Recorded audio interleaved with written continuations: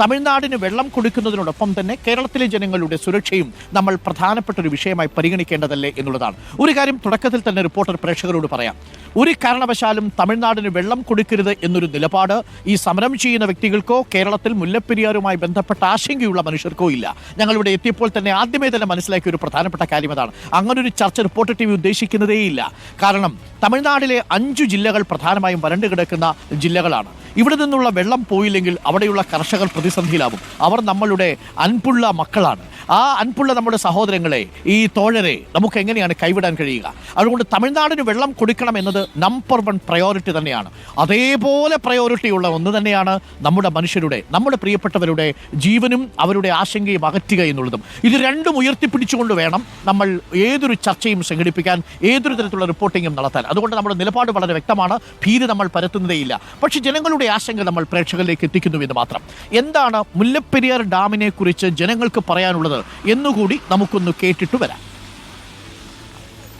ഇതുപോലെ ഇങ്ങനെ കാലാവസ്ഥ ഇങ്ങനെ മാറി വരുന്നതനുസരിച്ച് ഓരോ ദിവസവും ചെല്ലുന്നതോറും ഞങ്ങൾ ഭീതിയിൽ തന്നെയാണ് കഴിയുന്നത്. അപ്പം ഗവൺമെൻറ് ആണെങ്കിൽ പോലും ഇതിലൊരു ഉചിതമായ തീരുമാനമെടുക്കാൻ തമിഴ്നാട് ഗവൺമെൻറ്റുമായിട്ട് ചർച്ചയ്ക്ക് തയ്യാറാകുമോ? ഒന്നും തയ്യാറാകുന്നില്ല. ഞങ്ങൾക്കതിൽ ആശങ്കയുണ്ട്.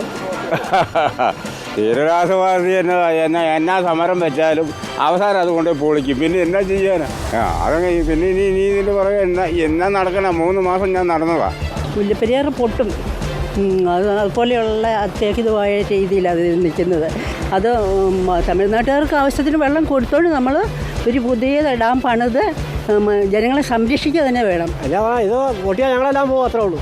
ഞങ്ങളെല്ലാം തീർന്നിരിക്കും. പേടിയുണ്ട്, എല്ലാവർക്കും പേടിയുണ്ട്.